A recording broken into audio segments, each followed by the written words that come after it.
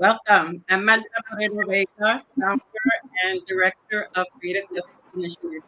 Welcome to Women of Spirit 2.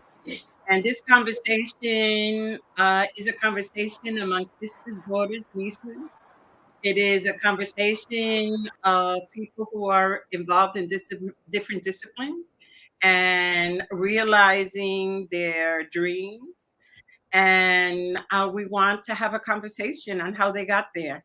But before we formally start, I would like to introduce you to Aché and Chawi, who is a priestess in the Yoruba tradition and is initiated with the head Orisha, the god of creation, Obatala. Thank you. Good evening. Welcome everyone that's joining us this evening. And I just want to do a brief prayer. I give praise and honor to Olodumare, Olofi, Agun, particularly to my recently deceased godfather, Baba Lloyd Weaver, Olosumi.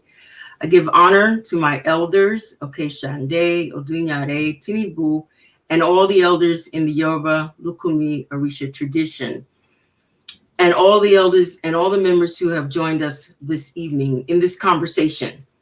My prayer is for all the women in this gathering, and for all those who are on the call and in the chat, to use this evening as a learning tool where we will share, where we will learn, to be open, to be receptive, to not only teach, but to be ready and prepared to learn. My prayer is that we leave with more than what we came with, not only knowledge, but love and caring and respect, and knowing more about each other and about our community at large. Other practices, not just the Yoruba practices, but others that we can learn and grow from and use to enhance the betterment of our community and our people. I also at this time will just give a brief conversation about myself, a little bit about my journey, I think is what's in order. And I was going to do from the point where I got introduced to the Yoruba tradition. But that really stunts things, As a spiritual person, my journey really began when I was about 8 years old, when I was seeing and hearing and feeling things that other people didn't see and hear and touch and know anything about. And I was not discouraged by my mother, my other relatives, to explore, to talk about those things. At an early age, I became almost like a neighborhood preacher. As a little kid, I was the person that said the prayers over everybody's sick animals. And when they passed on, I was the person that took them down to the ditch and buried them and said words over them. I used to almost do sermons standing on a coal bin in my neighborhood. But it only really made me have a thirst to look for God. And from the time I was very little until the time I was initiated, I was on a quest to find God in my life and how I could better serve God, how I could be closer to God. Fast forward, after studying the Bible, going to many institutions, different churches of different denominations, my daughter, Zawena, was born in 1974, and she had a naming ceremony. And at the naming ceremony, I was introduced to my godfather, Lloyd Weaver. It was also my introduction to the Yoruba tradition. And at that naming ceremony, I heard things that I had never heard before. I believed the things that I heard, and it spoke to me. It took me 6 months to get my own reading, but when I did, I was told that I would become a priest. And I said, okay, whatever. My godfather said, you'll be doing readings like I'm doing readings. And I said, okay, whatever. In the meantime, what's happening with my job? What's happening with my family? And 6 months after I got that reading, I received the Lakeys. 1 year after I received the Lakeys, I was initiated as a priest of Obatala. And if you ask me, what is the driving force behind my journey? It has always been faith, belief, obedience. I'll say obedience, obedience, ebo, and hard work, and willing to do the work. That's just in a capsule, sort of my journey to where I am. And there are many other facets to who I am and what I do. And we can talk about that as we chat up the evening. But before I go for my own introduction, today is my daughter, that same daughter, Zuena and Chowie's 26th Otu birthday as a priest of Yemanja. So I want to congratulate her on this day too, and shout out to her and all the people. Thank you. So pass it on, Aché. Okay, I get to pass it on. Eeny, meeny, miny, mo. Sasha. I pass it to Sasha. Hola, hi, how you all? For me, it's an honor, and I'm very grateful to be here with you all. My name is Gloria Sacha Antonetti Lebron, and I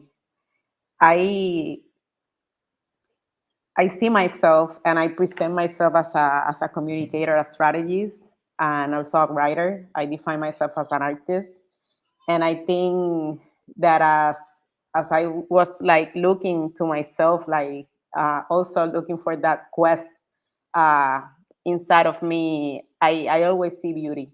And I think we were talking about this before our conversation. I see beauty not only in myself, but in my family, my community, and, and in my elders. My abuelas basically shaped my life.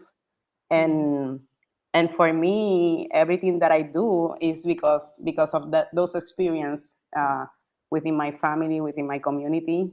I came from Cangrejos, from Santurce. So that was like this, basically this space with a lot of black beauty. And I came from a tradition of abuelas that were costureras. So fashion was part of, and the aesthetics was part of my life. And I think that everything start there. So that's how I present myself. And to pass it to Manuela. Saludos, greetings everyone, bendición to all these powerful Ias here in the space. My name is Manuela Arciniegas, my pronouns are she, hers. I come to you today as a practitioner of a few Afro-diasporic religions. I'm a priestess of Shango. I'm a practitioner of Ifa and have been initiated in Ifa traditions. I am also a musician, and I think that's actually the first gateway to my unfolding understanding of who I am and what is my Aché and what I came to do in the world. It came through the voice and the sound. My mother told me that at an early age, I screamed in her belly. And she's a Dominican woman, and she said that when people scream in the belly, they're meant to do spiritual work for the world. And it was ironic because throughout my childhood, I was, because of the things that, forced migration has done to our people, I was raised in Dominican Republic for a little bit, and my mother and father were here in New York. And so I remember being a kid that people did not hear her voice until I was about 6. So they said she was sweet, she was quiet, but she did not talk. And that's like an interesting, juxtaposition to be a drummer now, to be a woman who's creating spaces for other women to find their voice, write their songs, make sounds through their hands, to actually express through sound our presence and affirm our existence, having had that period of like silence. And I think, Marta asked us the question, how did you get to be a superwoman? I think all women are super. I want to own that a lot of us have histories of grief and suffering, right?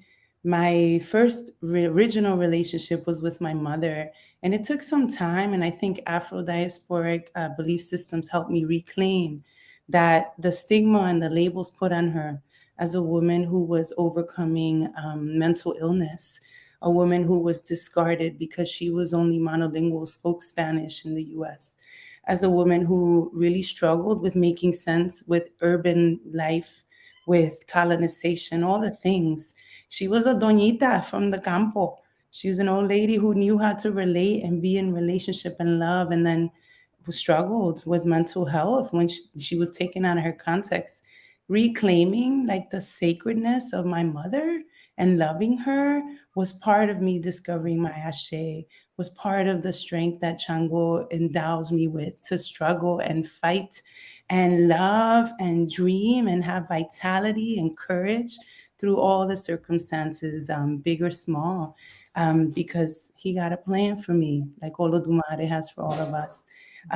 The last thing I'll say is my elders in the Ifa tradition explained the other day. So shout out to Chief Popola and Jose Rodriguez and all the love to those Babas who are helping support many, many people to come into our power and come into right relationship and balance. And Baba Jose explained that Olodumare's main duty is to challenge and help us all develop our character. And so, how are we going to grow into who we are in the absence of struggle and challenge? And so I'm trying to do that reframe in my 40s, y'all, that like when I get thrown a curveball, when it's hard, this is my opportunity. This is my school of university of life. And that all the spirits, the Lua, the Orisha, the Nkisi, who have volunteered and shown their face to support me, are because they're betting on me. And so I'm grateful that I know them. I'm grateful that I'm getting to learn them and honor them better. And I'm grateful for this opportunity to give it a whirl. So with that, I'm going to kick it over to Miss Marcia. Hello, everyone. Thank you so much for inviting me to be here. I am honored, and I want to start by asking all of your blessings, your bensao. And I offer my bensao to all of you. I am a daughter of Yemanja Asaba, who is, as you all know, one of the oldest paths, the elder old Yemanja. I am a Ibomi, 19 years initiated in Candomblé in Salvador Bahia, Brazil, by the Iyalarisha Maival Vanizia Oliveira Pereira of the Terreiro do Cobre. My Irmã de Esteira is Lorelei Williams, who I know that some of you know. And my Pequena is Dr. Rachel Harding, so that I know that some of you know. And my Madrina is the late Valgina Pinto, Makota Valgina Pinto. And my journey started more than 19 years ago with Candomblé. In 1994, I lived in Brazil for 1 year, and that happened after visiting actually Mexico and South America and being mistaken for a Brasileira. People thought that I was Afro-Brazilian, and I had no understanding, having grown up in the United States, in Richmond, Virginia. I lived in various parts of the United States, and I wasn't familiar at that age, in my late 20s, mid 20s at that time, with our shared cultural history in Brazil. I was aware about Cuba and other parts in Puerto Rico and even Trinidad, but it was through that mistaken identity that actually made me so curious that when my husband, Daniel Minter, who is now an Ogan at the Terreiro do Cobre, when he was offered a fellowship to work on his artistic practice in Salvador, it was me who said, we must go to Salvador. It was actually a travel grant. He could have chosen anywhere. And I said, oh no, we're going to Salvador. And so we did. And as soon as we got there, I made my way to just really visit and explore all the various Terreiro communities. And I initially did my Bori and some of my early initiation with my Stella Gioshosi at the Aché Fanja Tehadeo. And then after a few years and returning back to the States, it was difficult to work, especially as I was growing and developing in my professional life, to maintain some of those connections at such a large Tehadeo.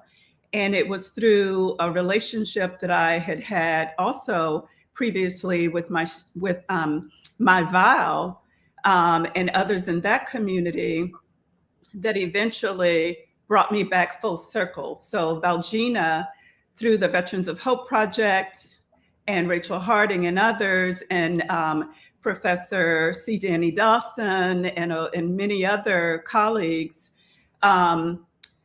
that in those visits where Valgina would come here and she would do readings for me, she would say, you have to finish your path, you have to make your head, and you have to do it in Candomblé in Brazil where you started.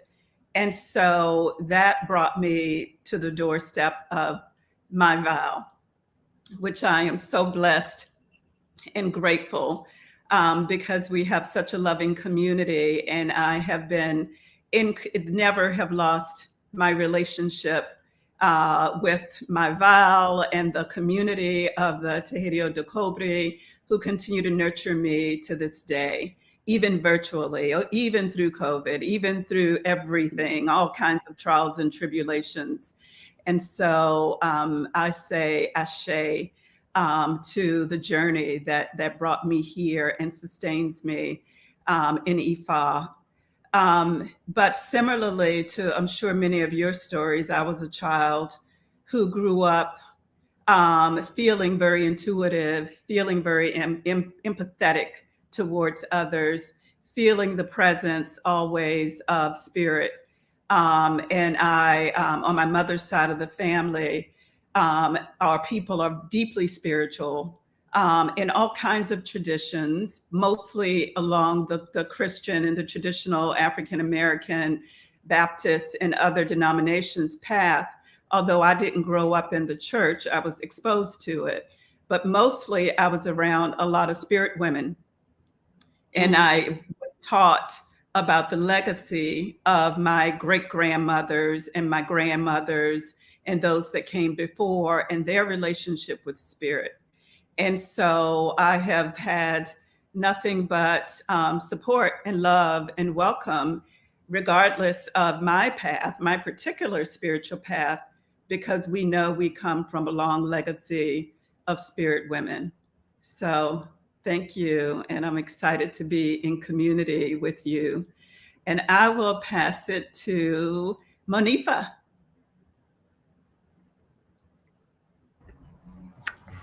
Thank you, Marcia. Good evening, everyone. My name is Monifa Bandele, she and her pronouns, and I come to this path through two of the elders on the panel. um, Definitely my madrina, Iyalorisha Martha, and the madrina of my husband, Iyalorisha Osei. And even though I was introduced to the practice through him, it was the connection of these elders and the way that they practice this tradition in service of Black liberation that really had me hooked. Being able to witness Marta utilizing spiritual practices, cultural tools to advance Black folks globally, to convene Black people, and to make demands, both locally, nationally, and internationally, was so inspiring. And to see Mama Osei, I remember shortly, not only did she marry us, but shortly after that, just bearing witness to the strength of her power to convene and lead Black folks in New York. I'll share a quick anecdote, but I will never forget it because it was February of 2000, and it was in the wake of the acquittal of the 4 police officers that had shot and killed Amadou Diallo, who was a Black immigrant that was shot 40 times in the Bronx by plainclothes police officers. And we were students by the thousands and activists rallying in Midtown Manhattan, determined to take Fifth Avenue to march and express our outrage and to make our policy demands. And there was a lot of chaos. And when Mama Osei came to the scene with her godchildren, with her entourage, and just stepped forward with such peace, grace, and power, I remember seeing the C part on Fifth Avenue as she stepped forward to help lead us in our demands. And it was one of the most powerful moments as an activist. So for me, I come to this path and come to feeling powerful in the spiritual practice because I come to it through Superwomen, and I'm able to see their work and just try to reflect their work in my work. So that's why I'm here. And with that, I will pass it to Chantrell. You would pass it to me right when I'm about to cry. Oh, goodness. I am, just felt so moved. First, I want to acknowledge the 3 women. One is missing, but I could say 4 women who grounded me in this tradition, led me to this tradition, 3 of whom are on this panel right now. But I want to acknowledge my Iyolosha, Mama Oseye, who crowned me as a child of Shango, Kawo Kabiosile. I want to acknowledge my first madrina in the religion and the tradition, Ia Dr. Marta Moreno Vega, my god sister Monifa, who introduced me to Marta and allowed me to stay in a room with her and her god sister Nayoka on a trip to Salvador de Bahia, Brazil, where we met so many of the Mare Santos that you spoke about, Marcia. And that trip in 2004, as a young grassroots activist from New Orleans, Louisiana, would forever change my life. I start by saying that I'm a storyteller from New Orleans, Louisiana. I'm a daughter of New Orleans, and that precedes everything that I do. That grounds me, my lineage, my heritage, my identity, and my story always starts there, which has been called the uppermost point of the Caribbean, because New Orleans, like a pot of gumbo, was this melting pot of African. People say that it's a French city. I say, no, it's an African city with a thin French veil. And so it was the convening of Africans from Senegambia and the Haitians, my ancestors that came to New Orleans during and around the Haitian Revolution, that settled there and that propagated traditions such as Vodou in New Orleans and the honoring of our ancestors. They brought the tools of spiritual technology of liberation with them in New Orleans. And that is where my identity begins. It begins in the womb of my mother, much like Manuela. I was born through fire. My umbilical cord was wrapped around my neck. So I literally came into the world choking, screaming my voice. It was suffocating. I remember my dad's like, I love you, but you weren't the cutest little baby. I was like, how could you say that? But my umbilical cord was wrapped around my neck. And it wasn't until later, after I was initiated as a priest of Shango, that I understood what the name Aina means for children who are born with umbilical cords wrapped around their neck. They are children of fire. That Aina is the little sister of Shango. And so I understood that Shango had placed a claim on my life as I was coming into the world.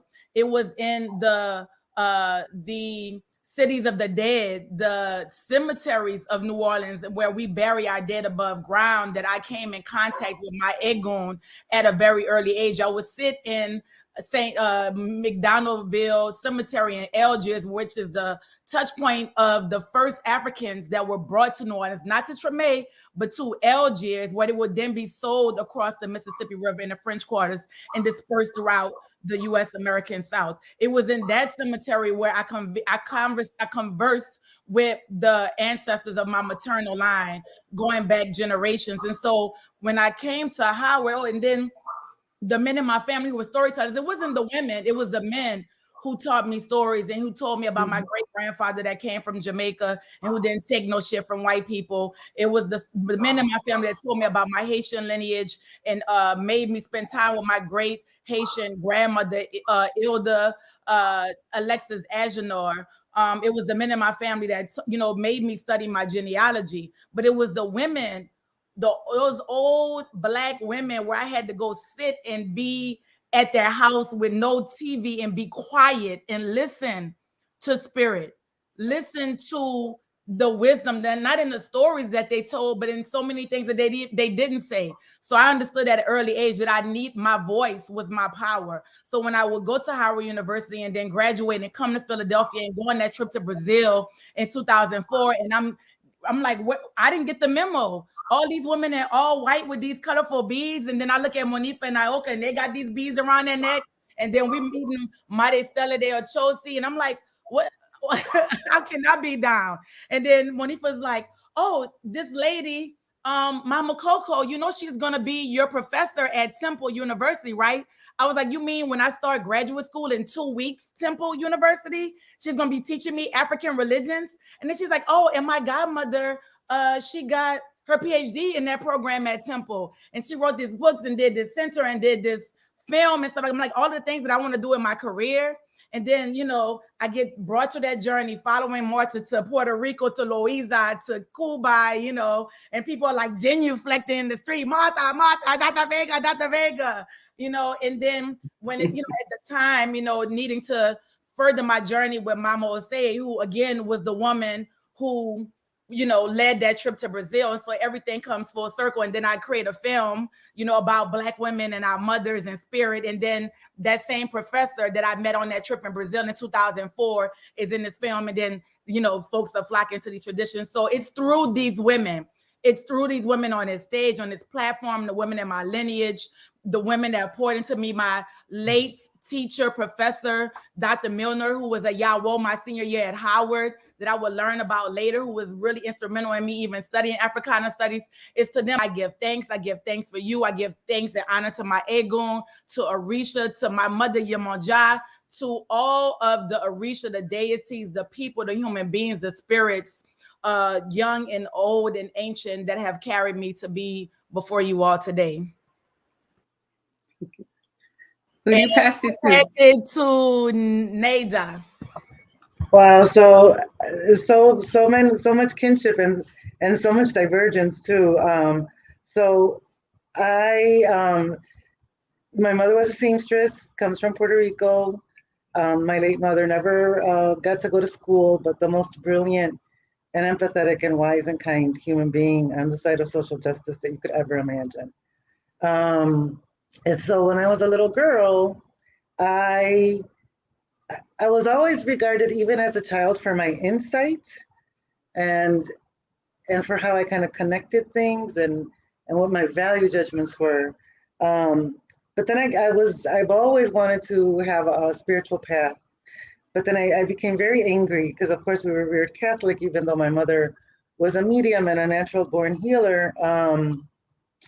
And I just couldn't take the hypocrisy, even as a little 8-year-old child. You know, I could not take the hypocrisy of not women not being able to be priests or monaguillos, and then I would see my mother, like, let's say someone needed help at a white tablecloth misa, and she would channel the egun of your beloved departed. Like, that was the confirmation you needed to know. And she helped so many people. And then she would tell me about all the things that she did in Puerto Rico with the plants and with spirit and with healing. And I just knew, like, that because we come from like a family that's like disrupted, like disconnected, abandonment, adoption, like we don't know our lineage.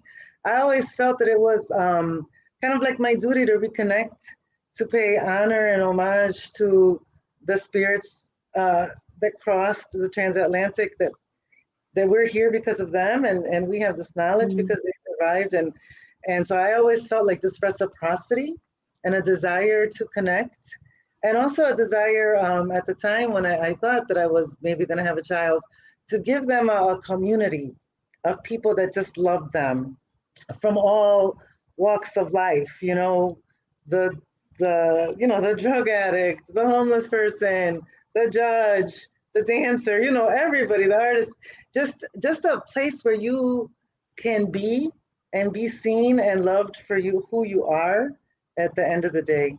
So it was just more, for me, it was just a desire to just really kind of give thanks. It was my way of giving thanks, despite all of that kind of painful legacy and lack of knowledge, but knowing that you do come from strength because you witness the strength. You know, you witness the creativity, you witness the making, you witness the power, and I just felt that it was just something I had to do. And then my mother always told me when I was a little girl, she's like, well, you like clothes and dancing just a little bit too much. So I don't think you're going to be a Catholic nun or priest, but when you grow up, you'll find your own way. So that's kind of how I came to it, more like a reverence. And yeah, and like Monifa said, this notion of, you know, Black liberation, and that we are our community and our healers and our teachers, and that we're grounded in our truth and in our history, and that and absolutely unequivocally, like the knowledge is there for us, just like the knowledge is there for our Native American brothers and sisters, for our Chinese American brothers and sisters. We have ours, and it's our responsibility and gift and blessing to live it and to breathe it and to be a part of it. Thank you, Neda. Well, my parents were born in Puerto Rico, and my dad was born in Loíza. And when I trace my family lineage, my great grandmother and my grandmother were born in Loíza as well. And my grandmother decided to go to New York. How? We don't know the story. But she left her 3 sons in Puerto Rico, and working as a housekeeper was able to bring her 3 sons. Growing up, my grandmother was the head of the household in a sense, because she was a spiritist, spoke to spirit, had a sacred room that whenever there was something happening in the family, she would call us in, or call my father in, or call my mother in, and through spirit solve whatever was happening in our family. And my parents were warrior men and women. My dad was dark skinned, and although my mother was sort of Haba, light skinned, you know, she said, I'm Black. So before the Black movement, right, my parents were like, you're a Black Puerto Rican, and not only are you Black, but you're pretty and you're beautiful, and you better believe it, you know. And if anything happened in school, my dad would say to my mother, go and find out what's happening, right? And my mother would fight like a warrior woman, right? She would put out everything to make sure that her children got an education. And then go and consult with my grandmother in terms of what needed to be done to block whatever was blocking the situation, right? So that there was always that duality of what happened outside of that sacred room and what happened within our family and that sacred room. Because at one point, my mom and my grandmother and my dad said, whatever happens at home, you don't talk about outside. Right? So that all of those spiritual baths, all of the cleansing with tobacco, all of the Florida water and the flowers and so on and so forth were scenes that happened within our house, but didn't happen outside of our house. But what did happen was that it gave my mom and my dad the strength to fight for their children. And I remember an incident that my mother's god sister, and then they sort of like bonded, I think, not because they were connected or just because there were very few Puerto Ricans at the time in the barrio, right? Her daughter got a test. And my mother asked, "What are you getting the test?" And I was like, "I don't know. I don't think so." So my mother went to school and she was like, "Why is my daughter not getting the test?" Right? So to make a long story short, she was like, the principal of the school told my mother, "Your daughter's not smart enough." Well, if you want to hear curse words happen, right? You son of a bitch. You know, my daughter's smart. My daughter's this. My daughter's that. And I was like, Ma is cursing? Ma is speaking English? I didn't know my mother spoke English. right? So that she had been hearing everything that went on around us, had been understanding everything that happened, that my brother and my sister were talking about, that we were talking about, and never admitted to speaking English. And that was her weapon, right? Of controlling what was happening and controlling her children and knowing what was happening. But most important, what it did was say that she didn't have to speak English in el barrio, right? She was like, I don't work for the Americans. I don't work for the English. You know what I mean? So her strength, and I understand when I see now living in Puerto Rico, now living in Loíza, the strength of people not wanting to speak English, right? So that was very powerful for me as I was growing up. And then my grandmother, because every Saturday I would help her clean her sacred room, and not anybody could go into that room. That you were invited to go into the room.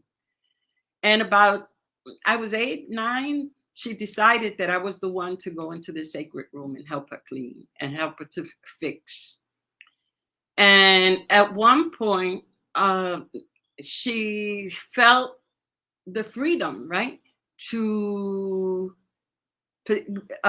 go into trance while I was present. Because at first I would get frightened, but then like it became a natural process and a natural way of her communicating and her spirits communicating.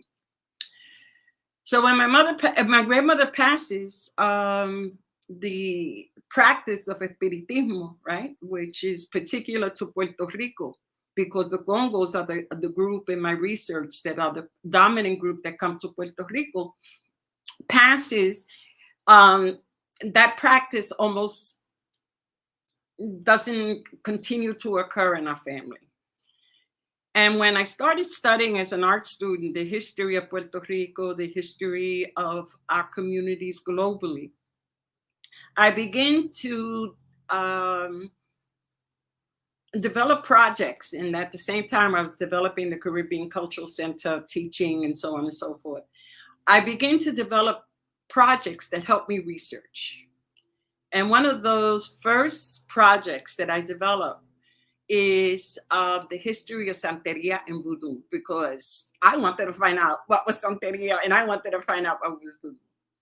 And brought together a person who's still in my life, and I honor her, Angela Fontanes, who's a priestess of Yemaya. She was one of the curators for the exhibition, Henry Frank for the Voodoo exhibition, and Julito Collazo, drummer, priest of Shango, for the Santeria part with Angela. And in the process, right, and I think that most of us have said the same thing, in the process of doing all these projects, in the process of being in community with people in the tradition, in the practice, the feelings that I felt with my grandma began to emerge. And that information, that way of getting intuitive knowledge, right, of knowing more than you think you know, of understanding that knowledge is not in a book, it goes beyond that. The center grew, and it grew understanding that our aesthetic was sacred, that the way we see the world is sacred, and that in fact it's compared to nothing else. Right now, everybody was saying, you know, and also as director of ancestral barrio, everybody was trying to, are you like a museum? Are you like this? I said, we're like nothing on this planet. We're us. Right? We don't compare us to nothing, because we can't compare us to anything. Right? So in building all that I have sort of been part of building, right, in our community and family, in the aesthetic circle, right, and in the cultural circle, it has always been what makes us so special, what makes us so powerful, what makes us so beautiful. And clearly, it's our ancestral energy, it's the warriorship that our divinities and our sacredness brings, and it's the warriorship of our families that have kept us standing, right? and the pain of it, right? Because we have lost so many young people because of the lack of understanding of racism, white supremacy, and all that we know. But we're still here when we shouldn't have been here. And I remember Howard Dotson saying in one of our conferences, he says, what we have to celebrate is that we were not supposed to survive, and here we are. Not only are we here, but we expand and we continue to grow and we continue to connect. And that's the story. So that any of the stories or any of the storytelling, as Central has said, ignite ideas in your thoughts to share with our audience. I see you shaking your head, Manuela. What's up? What's up? Yeah. Oh my God. So many things, y'all. They're so beautiful. One of the most transformative experiences I ever had was talking to deity for the first time. I was 11 years old, and my mother snuck me away to go meet Belkis, who was her best friend. She was a hairdresser, like the dopest Dominican hairdresser in the South Bronx. And mommy was like, "We want to Belkis' house." And I was like, "Can you take me? You always take my big sister. Take me, take me." She's like, "Fine." So we go, and out of nowhere, I'm sitting in the living room, and suddenly I hear a man's voice. And I had entered the house, and it was just my mom and Belkis chatting it up. And then suddenly my mother goes, "Come here. I want you to meet El Viejo." I'm like, "What Viejo? It's just you and Belkis." So I show up. She pulls open these like curtains, the real 70s with the pretty beaded. She pulls it open.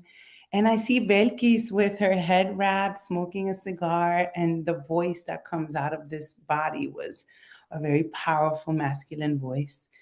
And my mother was like, "Saluta viejo, greet the viejo." And I'm like, "Ma, that's Becky's. Like, what are you talking about?"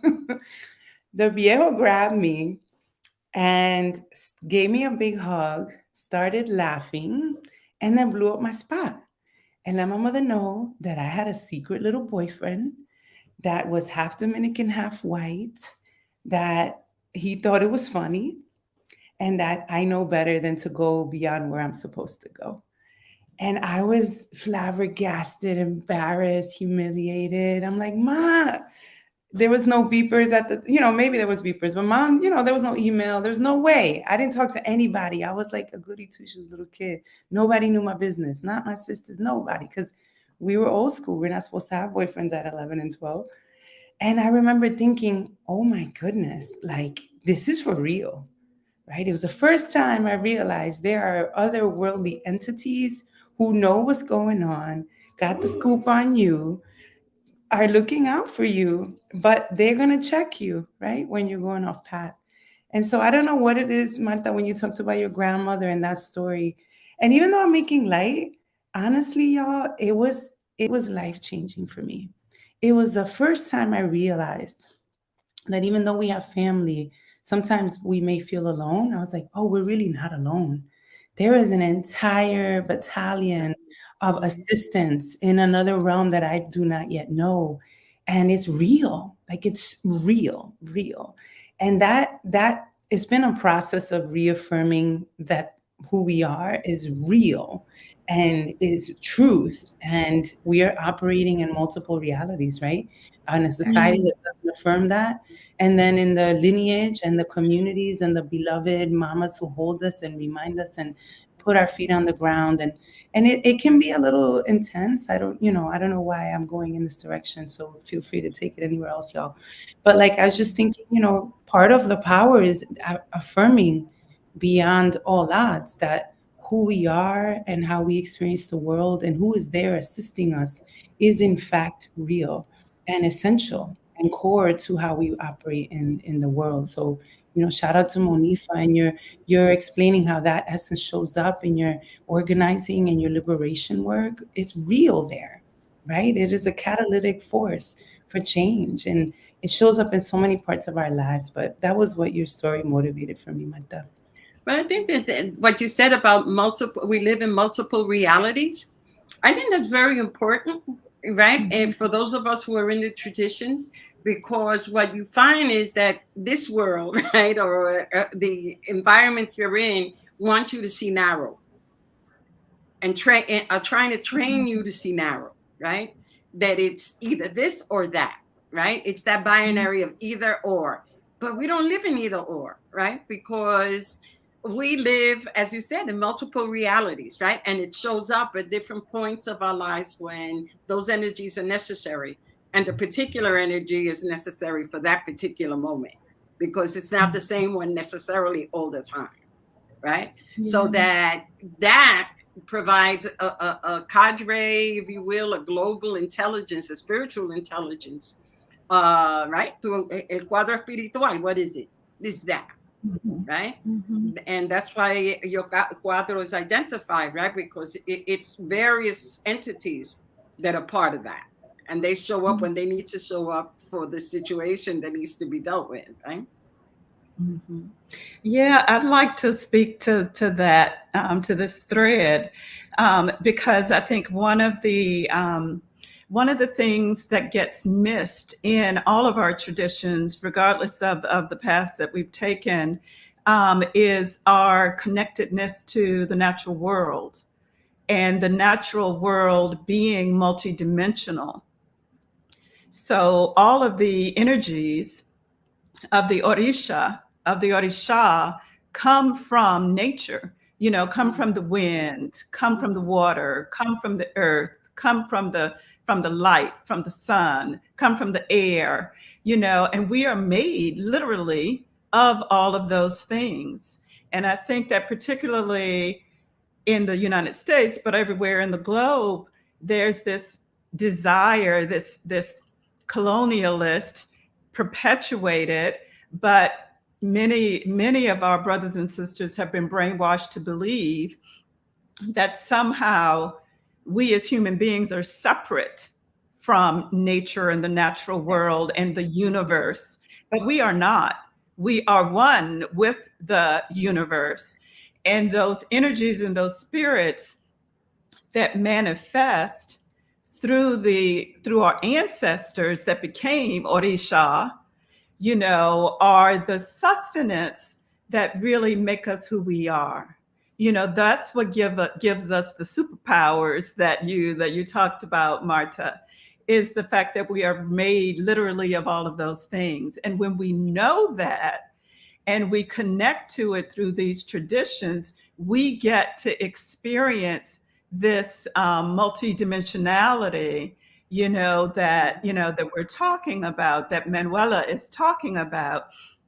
And I remember, I feel like every time I go to the Tejido, I am always, because the energy is so strong, right? When we're in those sacred spaces, when I am in there and those energies are so strong and present, and we have the experiences that we have, I am still surprised, even all these many years later, after, more than half my life now, almost, having been in those spaces. I'm 58 years old, and I started in this path, in terms of experiencing these spaces, these sacred spaces, when I was 28. And then going through the processes of the initiation. Even like if I go to the Tejido tomorrow and I experience those energies and I move into that transcendent space, I am still surprised. I still feel, but I'm surprised in the magic of it. I'm surprised in the beauty of it. And I'm also surprised in how so many do not have the benefit of that experience. And it literally makes me sad, because when you have the benefit of the experience of it, it is transformative. It does make you realize how multi-complex these the possibilities are in terms of what we can draw on to sustain us especially as Black folk, in this world, to know that there's so much that we can draw on that helps us to move through. I know that for myself through every aspect of my life. So I just want to add the totality of what we're talking about is literally everything that makes the living world. Yeah, and for me, I find that it's so reaffirming and necessary and vital to understand that we are a part of, like you said, and not greater than, that the sand, the rock, the turtle, the bird, the weed, the worm, let alone our brothers and sisters, that we're interconnected and that there's a oneness and there's like an I need you and you need me, and together our constellation becomes stronger. And to me, that's so foundationally important so that we can, like Monifa says, do this liberatory work. That is our strength and how we kind of fight the hierarchical supremacy, because we know that we need each other and that we're stronger together. And it's just something that is, I think it's really is one of the bedrocks of our strength. I mean, it's so critical and something that we impart, all the time. And it's just our worldview is different. And yeah, and it's a powerful and strong thing, and it's beautiful. I wanted to touch on something that Marta shared, and it's this, going back to this concept of everything being connected. I see my god sister, the Hungry Medium, said the multiverse. We're in the multiverse. Marta, I hear you've been in the megaverse, but we're on the part of the multiverse, and we're constantly moving outside of and away from white supremacy, right? And you're living in a European, Western centered, Judeo-Christian centered worldview. And again, when I started my journey in this religion, and early on my journey, I was living in Monifa's house, an apartment upstairs, working at the center for Marta. Monifa and her husband are in two different houses. So Mama Oseye, is her husband's godmother, my Elosha. And then, I'm learning from all of these women who showed up consistently. There was no separation of church and state. One of the things that I learned, especially working as a young curator at the Caribbean Cultural Center, the very first exhibition that I curated was called Wearing Spirit, aesthetically personifying the feminine and African sacred traditions. I was always giving the space to, because the examples were already there, to show up as my authentic self. So I didn't have to operate in a white cube space. I operated within the indigo space, right? Where our DNA, our aesthetics, our spirituality was always centered at what we did. And so, when I meet a lot of people today, those people who are having to still feel the need to code switch, to name their children non-African names or names that are outside of our traditions, I think about how much work there is to be done, because as a people, our art was never separated. Like masks were used, they function, dances function, there was a function for everything we did, even aesthetically. There's a function for the beads that we wear around our necks, for the bracelets, for everything that we do. And so I think one of the things that I learned that was definitely integral to my journey is the concept of aesthetics. I don't know where I was looking at earlier, but like someone was saying that it was Robert Farris Thompson that led them to reading Flash of the Spirit, and that led them to Brazil, and learning the tradition. And so I think spirit for us, like I think the more we get back to our understanding of who we are, and the more we connect with an African-centered worldview. Like, I tell people all the time, most people don't know that Marta coined the term African diaspora. That's something I want to write about, like tell a story about, like everybody uses that language now consistently and fluidly, but prior to you saying that we are a diaspora, we were not identifying as such. I think the more we get back to these ways of African centeredness, I think the like more broadly will be able to like say, I don't have to separate my religion and my tradition as a priest from my work as an attorney, from my work as an activist, from my work in nonprofit spaces, from my work making jewelry, from my work being a scholar. Like it's all one. And I think the more, especially of those of us in our traditions, as we show up fully as ourselves, we give other people permission to do the same. Well, that's why it was so important to have these conversations, because when young people approach me like, how can you be a priestess and be, right, a professor or this or that, right? It's because the image they have in their mind is what a priest looks like, right?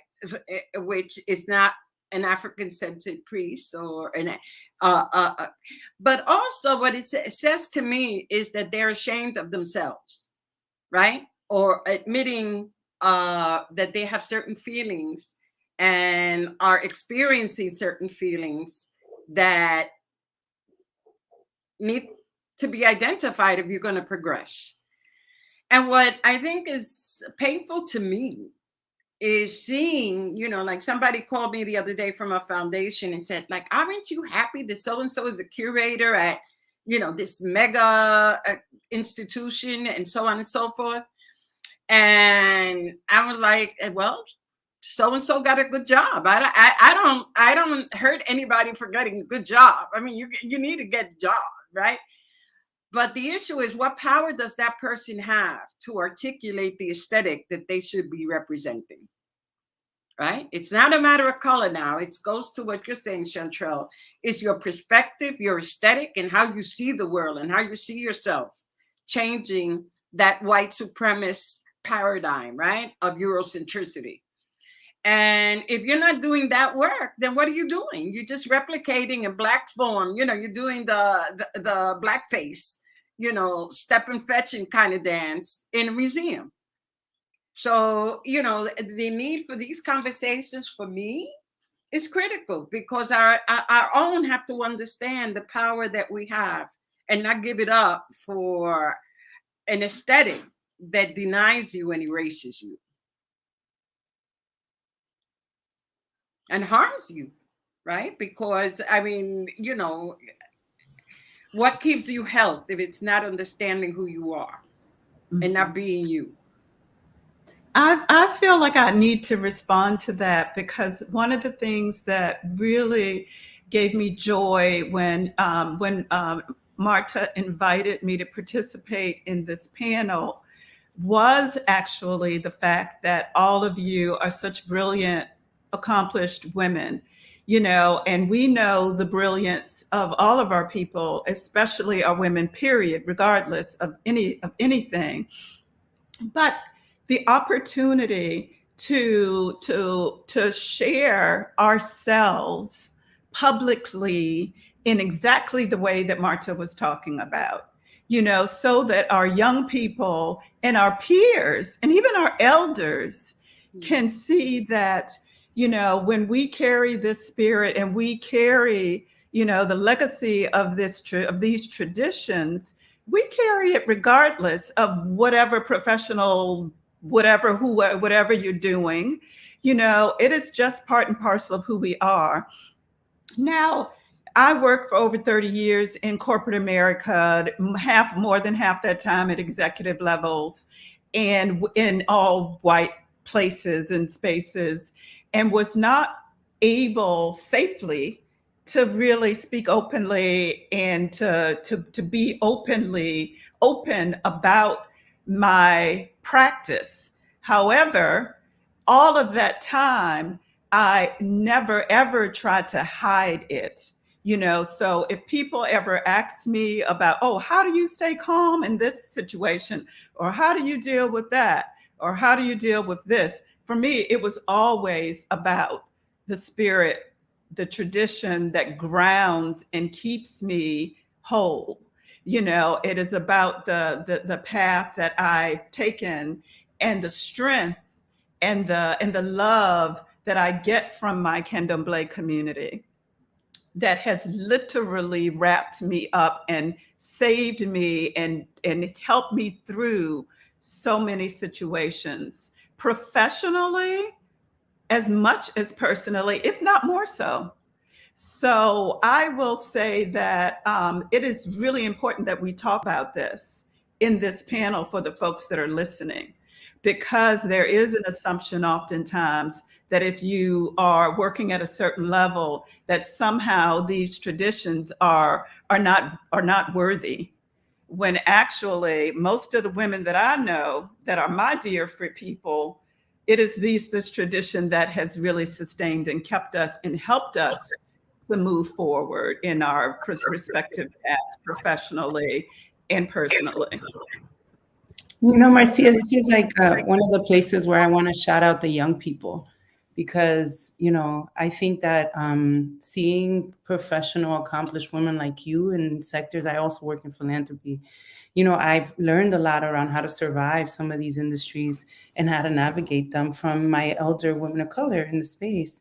But one of the things I'm learning about young people, and my daughter in particular, and the next generation, is that, and I don't know if it's a combination, y'all, of like the uprisings that have happened recently, defending Black life, or surviving the pandemic on a collective level, our young people are more, I think, willing and embodying unabashed, emboldened being. You know, and I hear some grumblings. Oh, these millennials. Yes, but they're like full on exactly what you get. This is who it is, and there are no ifs, ands, or buts about it.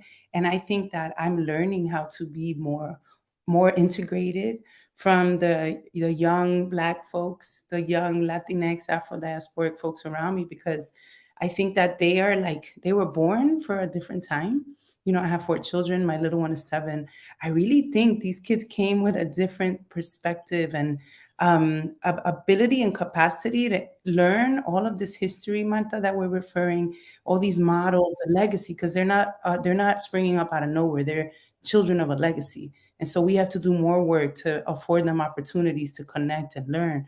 But also there's like a courageous, like unashamed, I am Black, I am proud, this is me, that I know is a result of lots of decades and centuries of Black liberation struggle. So it doesn't happen out of nowhere, but I do think I see something in this time that I'm learning from our young people, from my kids. And I'm grateful for what they're teaching me in terms of how they're showing up. If I could piggyback a little thing that saying, Manuela was saying, that is their legacy. You know, what it is that we do is part of what is inherently theirs. So it's important for us to demonstrate that to them, to let them know it's not something that you have to necessarily fight for. It's yours to go and get, but to understand it and to understand those who came before, and those who came before bring it forward for everyone. So I agree that there seems to be like a fearlessness that's taking place right now, but it's the same fearlessness that Martha and others have had while institutions have been created to have that space for them to be that fearless. And we have to continue to give them truth. We have to continue to give them the rationale and the reasoning. You know, the concerns that I have sometimes about our times is that we're talking about character. We're not talking about status. We're not talking about popularity. We're not talking about likes and TikTok and all the other things, you know, the aesthetics of beads and wearing white and deciding, oh, they must be in because of that. But the tools to make their lives better, the tools to help liberate our people, that when Monifa talked about the demonstration, is using the power of the Orisha and the spirits that we have to fortify us, to fortify the warriors who are out there in the street. So even for our young people, as they have the courage to step forward, then we have the responsibility to show them, teach them how to arm themselves, how to love themselves, and how to embrace the powers and the forces that walk with them so that they carry forward. So my children, my grandchildren embrace this religion. I want my great grandchildren to do so. I want our people to know that this belongs to you. So you're simply coming back to claim it and use it in the most powerful and profound way to enhance your life. You said something very important about the spaces, and it's sort of what Chantrell spoke about too. I mean, in Brooklyn, you all created the East, right? So that was a space where young people could grow, go to school, right? Have a school that focused and centered Africanity, right?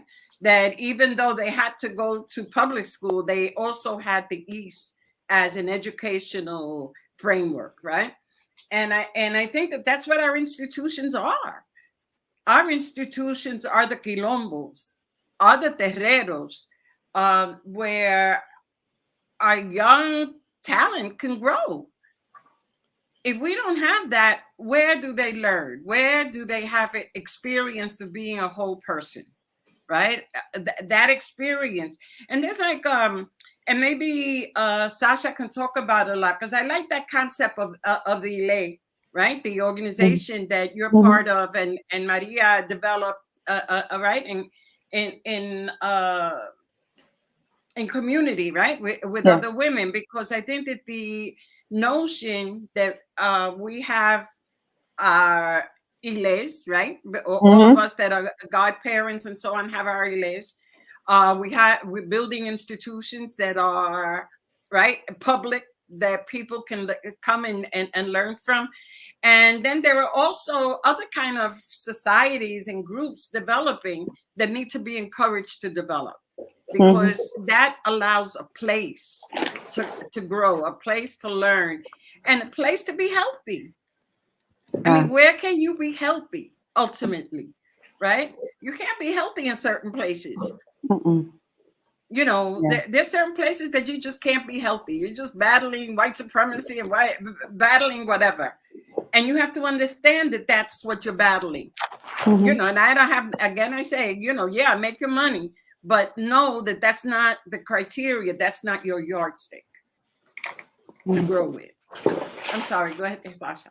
Yeah, no, and I was thinking about what you were saying, and I think that space and that ile to be healthy is basically is what I start from is our families and this intergenerational space where we share without a competition about generations. That you're a millennial, I'm a baby boomer. It's like is we have to create those spaces, and ile and other spaces that I have. I think the most important thing, and the thing that I received from my abuelas, from my mother, from my family, is to trust your intuition, to hear your inner voice, to connect with your ori all the time, to be centered. And I think we need to start with basic and simple things like, how do you feel about something?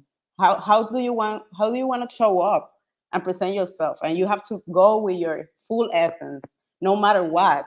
And you have to connect with your purpose. You have to be centered. You need to take space to understand how this world is affecting us. And all those isms are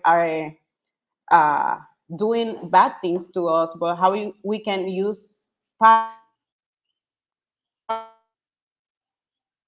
as our spirituality, the arts, music, our aesthetics. So I think that's basically, and I feel very, very grateful to be in these spaces where we cannot disconnect our spiritual beings, our spiritual practices, those rituals that are very our day to day, very cotidianas from our people, to be present in each space that we are. If we are in corporate work, if we are in social justice movement, if we are like in school, in university, and we have to start with our babies, so that's the way you are, and that's fine.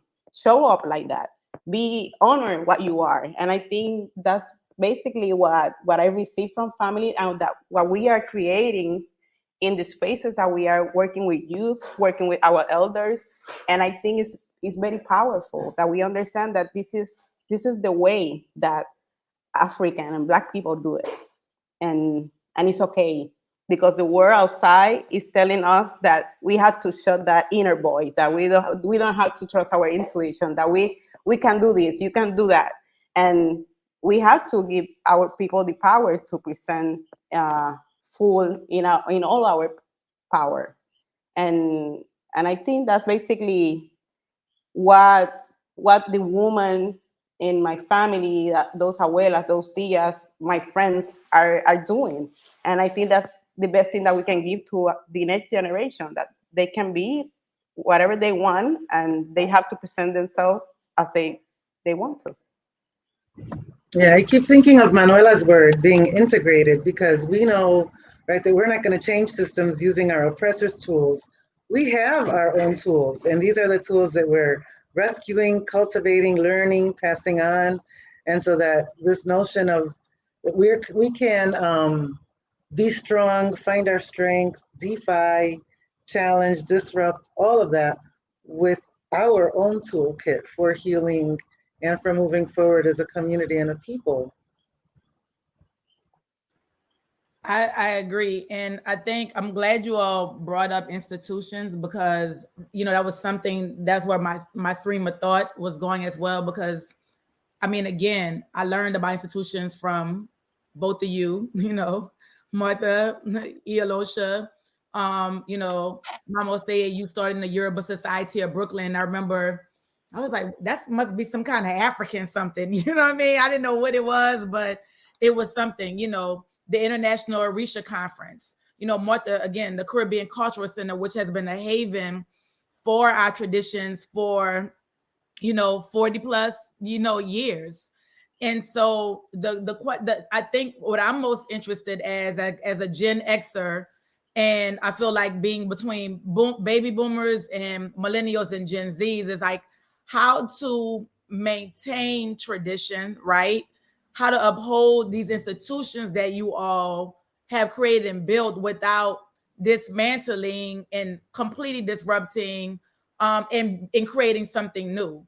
And so it's like, I think, those of us who are in my peer group, I think that's the one of the issues and challenges that we face, is like, especially in the face of technology and social media, where like, again, our traditions are like on full blast. Like it was on the Shade Room, big controversy over the singer like Summer Walker, who I didn't know who she was prior to like 5 days ago, and she's a Yawo, and she was on the Shade Room, and there was a lot of controversy. And it's like, how to navigate this space where there's so much Shade Room. Exactly. What's the Shade Room? Do you know? It's a gossip kind of site. Oh, okay. Yes, gossip site. It's like page 6 for, Okay, I got it. for Black folks and, particular type of community. And so, I saw even with I started after doing Enamadas Gardens, and so many people flocking, like, I want to learn how to connect with my ancestors. If you were in Brooklyn, you would see a Yawo more than likely walking down the street, right? You would pass up a Botanica. There are people in St. Louis and other places like where access to our traditions, like, and again, that's why I talked about aesthetics, because it was the aesthetics that I saw. I mean, even being in New Orleans, like, Vodou is a part of the fabric of our popular culture. Mm-hmm. So the aesthetics of our traditions were everywhere. But what about if you're in some random, like Omaha, Nebraska, or these other places, and these people are wanting to connect with their traditions? Like, where do they go? And so I started the ATR's book club, and Melody was like, what's ATR's? I was like, you know what that is. It's African Traditional Religions. Started that book club as a safe space, because, Martha, you talked about unhealthy spaces. There are also a lot of unsafe spaces, even as it relates to our traditions, to create a safe space for people to come and learn about the traditions without necessarily jumping in and not understanding what they were jumping into, and like talk about the philosophy of our traditions and the origins of them. But I think, again, there's a need for us to maintain institutions that you all built, like, to continue to carry the torches, as opposed to saying we're going to dismantle these institutions and create brand new ones, because maybe, older folks might not, understand gender pronoun uses yet, or people are still trying to figure out, like the changes that are happening in the world in social media and whatnot, and technology is like, our responsibility to navigate. Like, even when African Americans brought the religion to the United States, there was a huge uproar in Cuba, you know, in the Cuban community. And so it's like our traditions are not, you know, static, they're dynamic. And so then again, it's like, what is our responsibility as younger priests, right, and younger folks? What's the responsibility of our elders, who also, you know, should be in conversation like you all are, in trying to understand how do we maintain our traditions and how do we keep them sacred, and then how do we also, you know, we move like the ocean, like Yemiya, as the world and society changes. Well, I think that Aché was talking about it. Maybe she wants to expand on it more, character, right? Because that's the one of the pillars, if not the pillar. Yeah, I think that the challenge oftentimes is looking at things in such a broad scope rather than as an individual. You know, that many individuals make the society, you know, and you become a part of a family, a part of a Tejero, a part of an Ile, but you come with your individual self, that you don't come already ready-made, you don't come already perfect, you don't come with all of the answers, but you come with the desire to develop good character. You come with the desire to make your life better, and step by step, brick by brick, person by person, the community, the whole gets better, you know. But if it's too many times people are just interested in themselves, you know, how can I be great? Even their interest in being in a tradition sometimes is not based upon, I want to heal, you know, it's about, or I want to be a whole person, more, oh, I want to do what that person is doing. I want to read somebody. I want to make people. I want to, you know, be on a stage. I want notoriety. I want to be popular. It begins with the essence of the individual, and the individual wanting to better themselves, recognizing their flaws and getting and seeking the help to do better. And so to me, that's where it begins, you know, that the character that you come with gets built on and gets worked on, because we don't all already have Iwapele. We don't have good character. It's what we are working towards, you know. So I don't know if that answers the question, but for me, that's the beginning, that you don't start out there, you start within, and maybe it widens and broadens and spreads out, you know. So the message, even to people who are interested in coming in, why, you know, you want to be a part of it, why, you know, you want to even know how to manifest your ancestors, why, you should, and you should want to be in tune, but why? Is it for their healing? Is it for your healing? Is it for the healing of the people, for the healing of the community? Then fine. But if it's just, you know, a fad, it's something to do, it's something that everybody is doing and I want to do it, then it's a wrong premise, you know. I don't know if that helps. No, it helps, because you bring up a very important point, right? That almost most conversations avoid, right? I mean, some people are just getting in because it's a money transaction, and we know that, right? That so then the question, I think, becomes, and I've talked to Paulo a lot about this, is, Paulo, how do we do a public conversation on people who are ripping people off? There's no other word for it, right? Or charlatans, right? They're charlatans that are dentists. There are charlatans that are, you know, priests, Catholic priests, or whatever. How do we address this within our African traditions, right?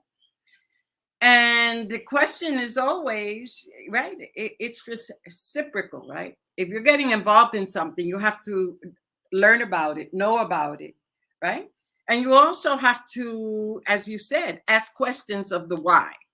Because if you don't ask questions of the why, then you're open to get abused or ripped off, or become an economic transaction, right? Without the kinds of feelings that you should have with a godparent. the exchange that you have of family, of community, right? So that these questions become very critical, that you ask yourself the why, right? Because I mean, I've had, and I'm sure, say you've had calls that said, oh, I paid X amount of dollars and my madrina doesn't talk to me. My padrino doesn't talk to me. How is that possible? You know what I mean? If you are doing the right thing. Now, if you're violating certain values and certain codes, then you're responsible for addressing that. So there's a responsibility on both sides.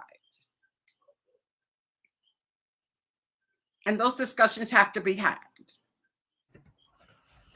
I was thinking a lot about, I'm going to continue on Manuela's thread, bringing in being a cheerleader for Gen Z, which, really isn't represented in the conversation. I think it's really amazing, actually, to me, as someone, like Chantrell said, to be kind of like in Generation X and actually seeing just the stark, like, similarities between baby boomers and Gen Zs.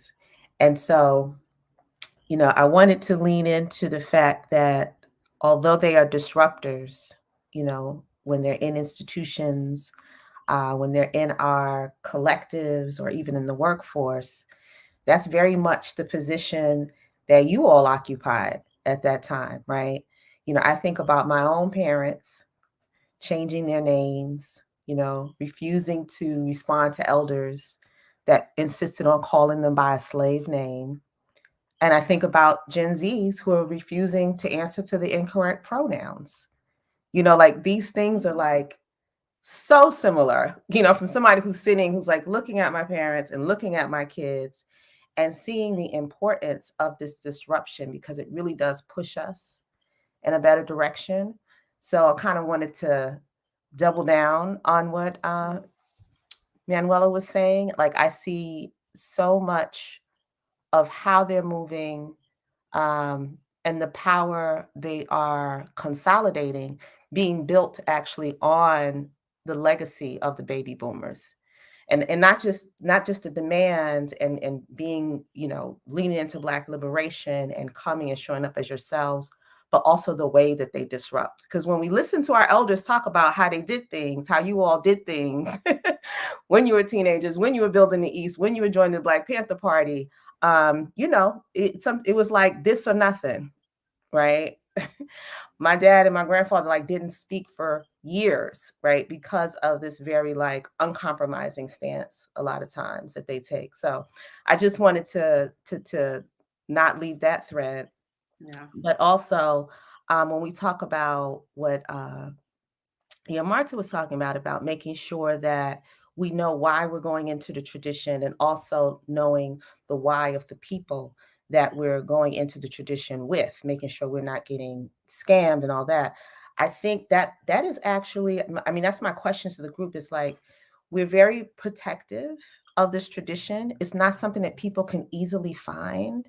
And so sometimes I think that makes it hard for people to find the right place. So to the priests on the panel, how do you kind of walk that line from, you don't want to be like evangelists.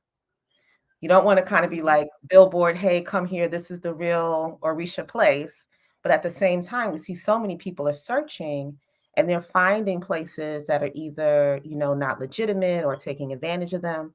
So I wonder, we're at this crossroad because it's really blowing up. Every time we have these conversations, people want to know, how can I get down? How can I be?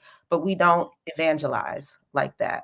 So what do we need to do in this moment with this huge popularity, whether it's the book club, the Chantrell, this is all just making people more and more interested. What should they do? I think that if folks in the audience could listen, like when I talked about what I learned from the women in my family was being quiet and listening to not only what they said, but what they didn't say. Everybody spoke about intuition leading them somewhere. Martha spoke about, Angela And you know, in terms of her introduction, like, you know, her grandmother, and then Angela, you know, Mama Oseye talked about being at a naming ceremony for her daughter, and then meeting, you know, her godfather. You know, Marcia was following your destiny. My another entry point to me was Eastern philosophy and Eastern philosophical thought, like it has been for a lot of, you know, African traditionalists. And I remember when I learned about the concept of Dharma from Deepak Chopra and reading Seven Spiritual Laws of Success right before I moved to Philadelphia and went on a trip to Brazil. And that concept of, like, you know, what Mama say you were talking about like your why and it being connected in something bigger than just you, but like your purpose being connected to something that's going to impact people outside of yourself. I think having, like, being able to listen and tune into spirit that way, like if you're following your path, if you're connecting with your, like, if I could harp on anything, it's connecting with your egun. You know, one of the girls in my book club, young women in my book club today was asking, like, you know, I'm interested in candomblé. I'm calling you out. Yes, B, I'm calling you out. Candomblé and this. And I'm like, look, there's somebody on the panel that's talking about candomblé. You know, it's like when you're connected to your egun and you're connected to spirit and you're able to be quiet and listen, they will, in your gut, something should tell you should be going off and be like, scammer, scammer, scammer. Like, I have a scammer from Nigeria that's going around posing as me, getting people saying, hello, greetings, beloved, and getting people to pay for readings. Like, I'm like, don't you see those white hands? When will I say beloved? And when am I going to put white hands in a chat? Never, you know, but it's like, when you are tapped into your egun should be saying, yelling in your face, like go the other direction. And that's how you could avoid being taken advantage of and avoid being scammers. And you could be led to, spirit led me to that trip to Brazil, you know, and then led me to these women. You know what I mean? I'm sure the same thing with Marcia, Manuela, you know, Sasha, Nada, you know, even whether or not you paid attention to what was going on in your family, at some point you had to stop, be quiet, get outside of your ego and be led by something other than yourself. I remember one of the things my old bot told me, who's also a child of Shango, he said, you know, if you want to learn how to read people, you need to, like, dance, because then you're going to be led by the drum. And being led by something outside of yourself will teach you to be a better reader of people. And so it's like, are you allowing yourself to be led by something other than what you've learned through Judeo-Christian, you know, religions and philosophy and dogma? Are you humble enough to be led by something outside of yourself? And that's what I would ask to folks that are on this path and are searching for something. I think to add a little bit to the context also, and okay, as a old person and an older person, and not necessarily stuck in my ways because I'm on this panel. However, we talk about sacred heads. We as Monifa said, we don't proselytize. We don't go out hanging up signs and bringing in the sheaves and everybody, because everybody isn't supposed to be in.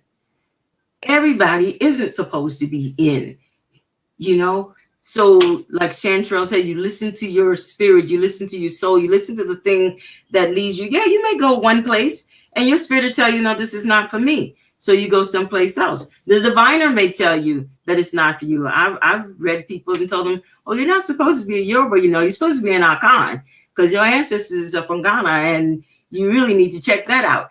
So you have to be willing to listen to the advice and listen to the spirit, but also the one that's hungry and greedy and running towards something without knowing what it is they're running to and not listening are going to be the people who will get taken advantage of. They don't even stop to listen to their own head when it tells them there's got to be something wrong with what that person just told me.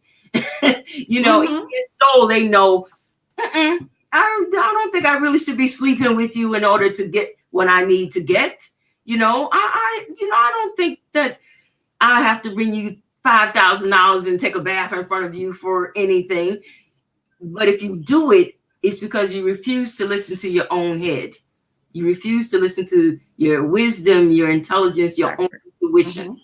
And unfortunately, yeah, there are going to be people who get taken advantage of, and that may be part of their destiny.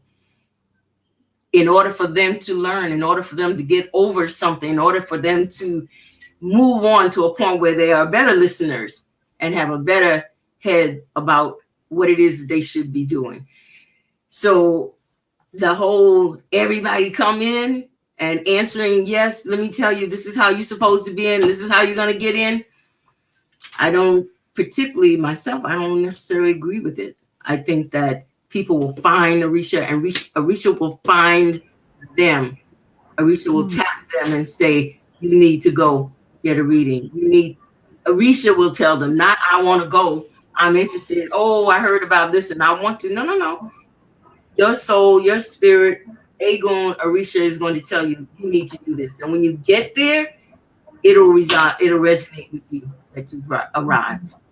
You know, and that one house, it may be 2, 3, or 4, but you don't deter from your path once you know that this is the system or that spiritual path that you've taken is where you're supposed to be. That is so true. Just Aché, that is absolutely true. I just want to say that when you do that, when you know that, then all of that whole world of scam and whatever that is doesn't exist. Because gratefully, I have never experienced that in my path. And even in the early days where I was following my intuition and following, just my, what I was felt like I was, what spirit was telling me as I was discovering and learning, I still never came across that. And I know it exists. And I certainly know it exists here in the States. And it exists in Brazil. It exists everywhere in terms of charlatans and people taking advantage, and even people who are not charlatans taking advantage. I know that exists, but I did not experience that for myself ever. As a matter of fact, I have been in situations where I've been trying to give people money because of all the generosity and work they've done, and they will not take it. And so what Oseye is saying is so important. And it's not only important for this path, it's just a life lesson, period. Exactly. Exactly. Yeah. And one thing I would say, I really love Monisha's question. I think it's a real invitation for all of us to grapple with long term. Like I'm grateful for Marta who regularly convenes. She does like the Mbongi in Congo Thought, right? It's like the circle of like trusted folks, elders, governors, whatever, deputies to come and grapple with a problem, a situation. And I think this is a problem and a situation we need to think about and work through together, whether it's going to be as priestesses, as educators, as organizers, as mothers, whatever the thing. But the reality is that, short of these efforts to make traditions and healers visible, you may easily fall into the hands of a charlatan, someone who's corrupting the practice for capitalist means, etc. And so, like, I think some of the work is for the work of the priests, the priestesses, is for the work of the elders intergenerationally, just like this. Like, I feel like we do have to think through on a larger scale. What could it look like were we to continue to affirm the institutions that make public programming to expose people to elders and leaders and to practitioners and artists? And without investing in those institutions, the visibility is a lot less. It was one of the first places where I met so many different priests of African traditions, the institution that Marta founded, the Caribbean Cultural Center. And I feel like that is not always in every community. And so we have the virtual platform, which allows us to be global. We have enough knowledge networks and people we know who will, show up with integrity for this conversation. What does it look like to do it in a sustained way? What would it look like to bring, I remember at some point back in the day, Marta, we had done the honoring of 100 plus elders of spiritual belief systems at the center. That was like, for the first time for me, seeing so many kinds of African diaspora belief systems and so many elders nominated by the community, put out in a public purview.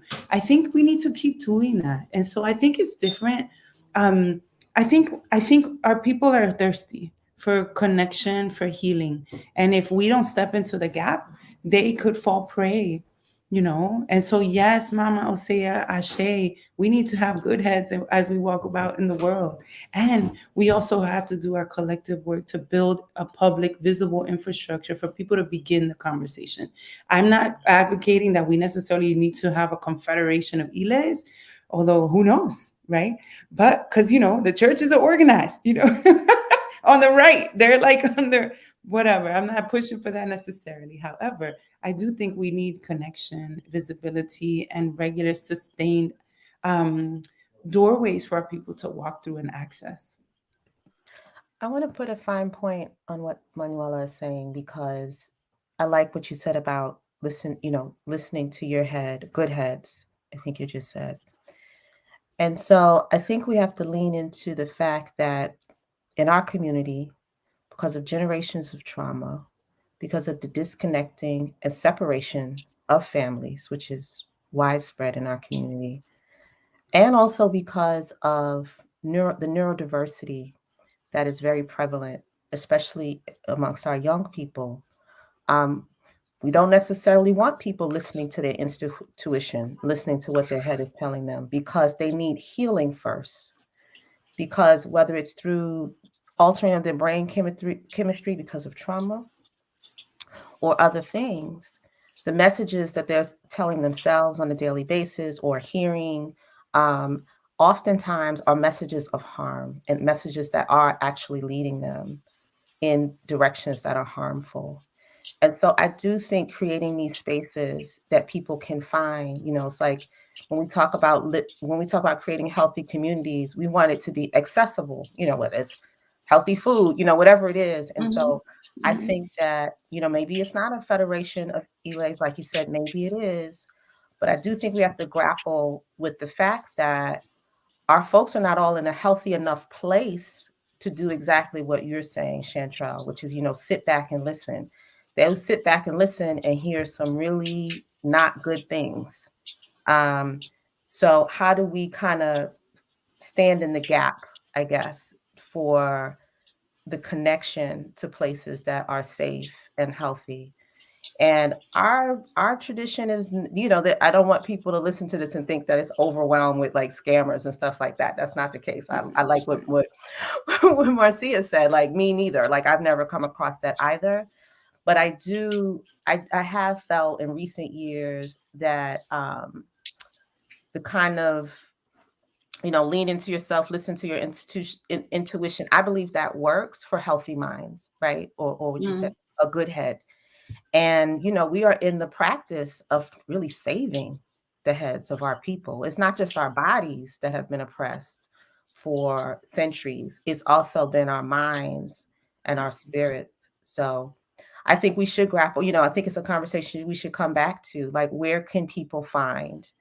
And I also agree with what Mama Osei said, which is, of course, it is not for everyone, right? Like that's definitely, I agree with that 100%. But I actually even am in shock sometimes at how damaged our folks are in the self-talk, in what they actually hearing inside. And I think for me, it has always been building of spaces, right, that my children can grow in.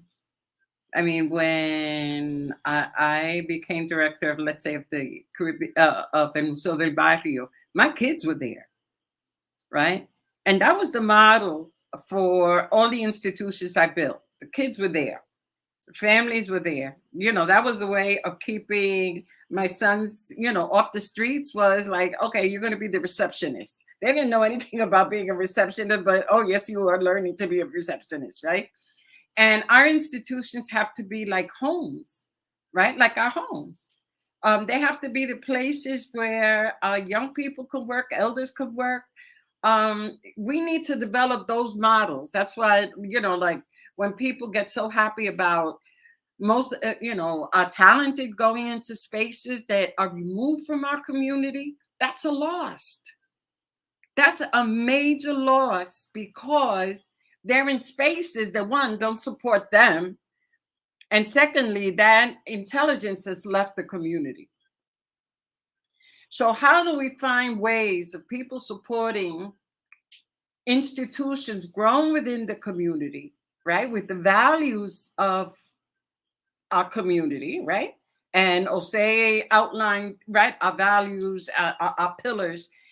How do we build those institutions, right? And they can be visual arts institutions, they could be dance institutions, they can be construction worker institutions, you know, whatever, because it has the core values.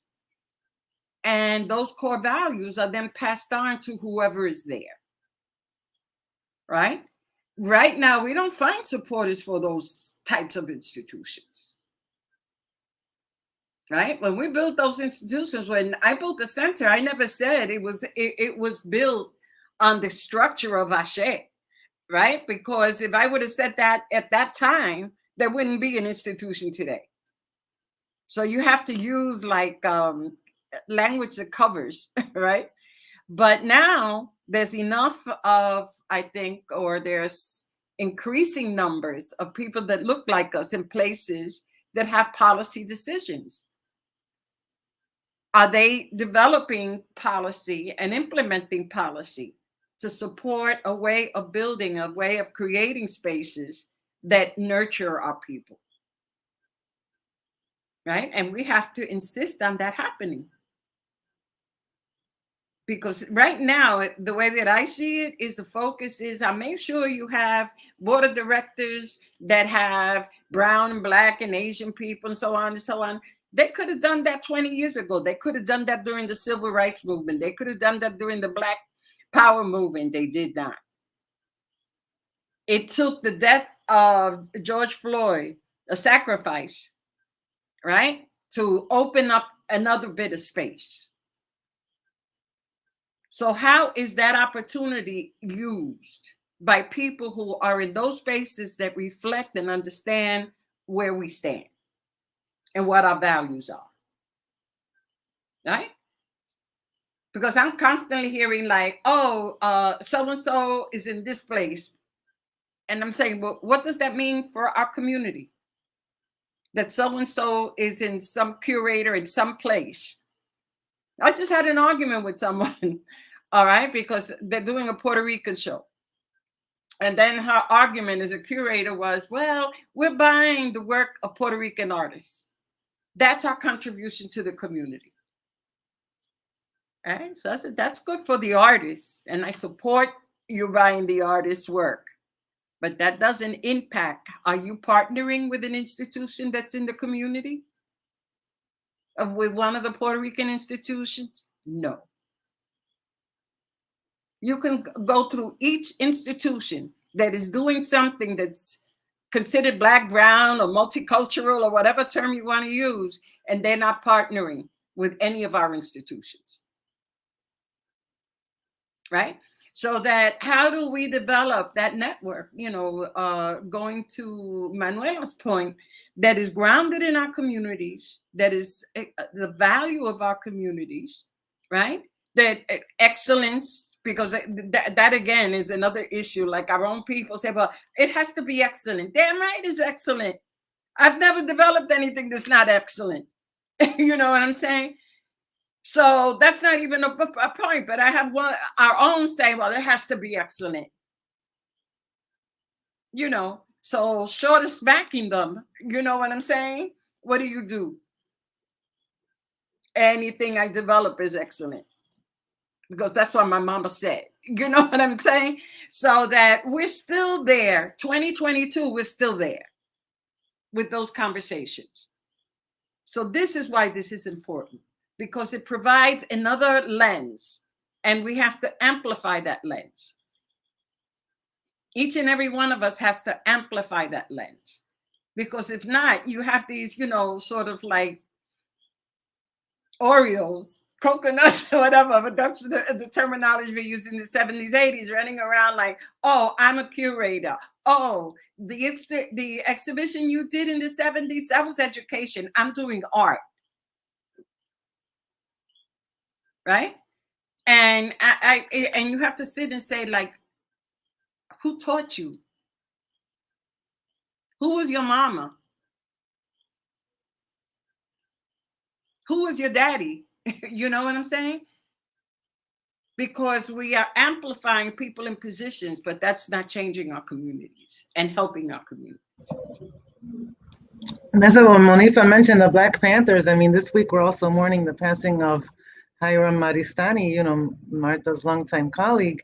But it's really doing that foundational basic work of community building, decolonizing, and this may not be a path for everyone, but the values that underscore this faith and practice absolutely are universal, and those we can imbue and filter out, constantly modeling it and through the work that we do.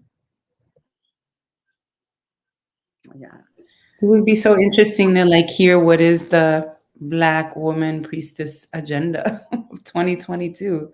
What is that for us? What were the conversations? You know, I would be so down, y'all, to show up to those sustained conversations to help whoever is interested in doing that work and to get out there and support that, because I do think that, like, you know, back to, you know, we were talking about like how do we support our younger folks to get in the room. Part of what we need is I'm not an elder per se. I don't consider myself an elder, although I'm I'm stewarding younger people. I'm not a elder either, but I think that like part of what I need is the seasoned wisdom of you, Mama Oseye, Marta. How did you grapple with like a godchild who was like, I need it and I need it now? And like that bad character stuff, the cultural stuff that we've learned from like being an American, being capitalist, all these things that like corrupt how we enter into the practice. So those like real life experiences and wisdoms and teachings is part of teaching the teachers who are coming up too. And I think that that's another nuanced space that we need. And I'm so down for that conversation, y'all. So say, Yes, me too. so say you've been called. No, before Manuel was saying that, I wanted to say something else that had to do with the statement you had made, Martha. And it had to do, for me, one of our responsibilities, and I've always admired you and the Center for the institutions that you build. And I believe in myself in institution building, coming out of the East, being part of the Omar Batala Egbe, Ijo Orisha. It's those institutions that we build, but what's lacking and what's needed more that you do is service. That I think when we talk about what to offer our community, it's the service. It's one of the things that I admire greatly about the Tejeros in Bahia. So, Marcia, I'm very familiar with your Val and Makoto Valgina. I love dearly, and some of the other people that I see are in the audience. But one of the things that I've always admired about them, the same as I admire about Martha, is the institution building is based on the service to the community, whether it's health fairs, education, yes, providing art spaces, providing places where it's taking it to the people, not just the people wanting to flock into you, but really taking it to the people. Here is what we do. We do clothing drives. We do food drives. We have mental health institutions and practitioners that we can call up, you know, to help service some of those things. We have those things, but on a very, very small scale. And I think that it's not advertised enough and spoken about enough so that people know how to reach into those services and how to build them up. So if you build a community and provide services for the community, then they in turn can give back to the institutions to help sustain the institutions that we need to keep alive. So I just want to say that as we move forward here tonight and going out even further, to just be mindful of supporting the institutions that exist and those institutions that provide services, that we acknowledge that they provide services and we continue to provide more and more services to people in need. Yes, and I want to, because I was thinking also around these Are you gonna conversations, put it up? particularly around young people and the interest. One of the things in candomblé that is so critical is simply being present with our elders. What we learn somatically, not what we learn literally. Not, I mean, in terms of like speaking and talking at someone, or the transmutation of what I know to your brain in words, books, and things. It is mentorship, essentially. It is mentorship that works intergenerationally, but especially among and with our elders. And so I think that for those who are in the practice and interested in the states, that becomes really, really hard, because a lot of the Elays, from what I understand, I don't know this for a fact, they don't have